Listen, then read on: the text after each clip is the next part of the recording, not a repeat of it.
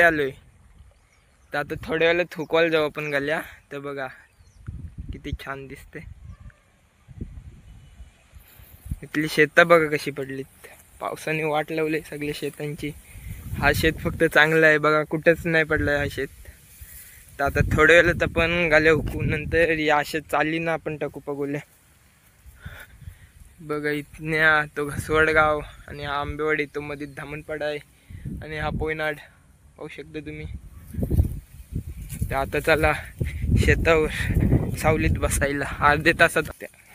तेही बघा तिथे जायचं आहे आपल्याला, शेकट्याच्या झाडाजवळ खाली बसायला. गवत बघ इथे आहे बघा, गवत नुसता गवत वाढलंय बघा. गवत किती बघा, बघा किती गवत आहे. आणि ती भेंड्यांची झाडं आपली